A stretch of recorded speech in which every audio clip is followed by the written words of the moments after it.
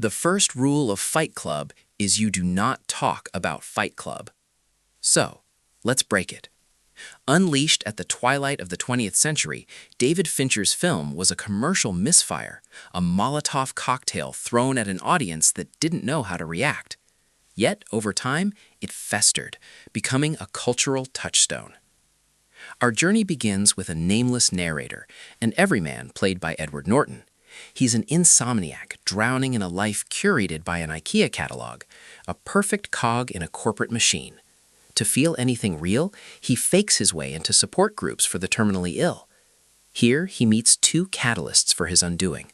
First, Marla Singer, another tourist in the land of the dying, whose presence shatters his fragile illusion. And then, on a flight, he meets Tyler Durden.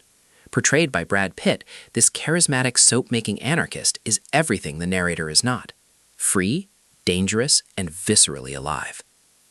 After the narrator's condo mysteriously explodes, erasing his consumerist nest, Tyler offers him an alternative. In a rain-slicked parking lot, they have the first fight. That sharp, bloody sting of knuckle on bone is a brutal baptism. It's the birth of Fight Club. This raw authenticity bled into the production itself. On a $63 million budget, Fincher demanded grit. The actors took boxing lessons and were taught to make soap from real rendered fat, a detail that horrified studio executives. The film's anti-consumerist rage created a marketing paradox. Test audiences were baffled, even repulsed, seeing only anarchy, not allegory. They missed the dark satire aimed directly at them. The film's critique of our IKEA nesting instincts is a howl from a generation sold couches instead of a cause. And Fincher embeds this message everywhere. A Starbucks cup is rumored to be in nearly every frame, a symbol of corporate ubiquity. More unsettling are the 4 subliminal flashes of Tyler, appearing long before we officially meet him, hinting that the real fight is happening inside the narrator's mind. Consider the chemical burn.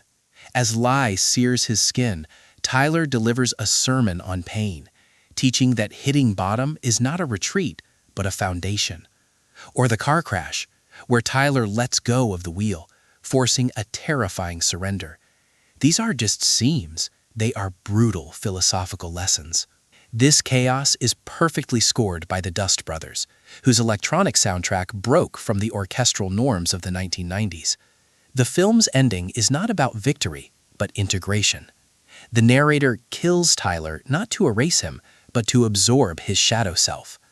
In a fascinating twist of irony, a 2022 version released in China initially changed the ending, letting the authorities win. Today, in our age of digital detachment, the film's rebellion feels eerily prescient. For its audacious genius and its unflinching look into the modern soul, Fight Club scores a 97 out of 100. It remains a masterclass in controlled chaos, a story whose true meaning was hidden in plain sight all along.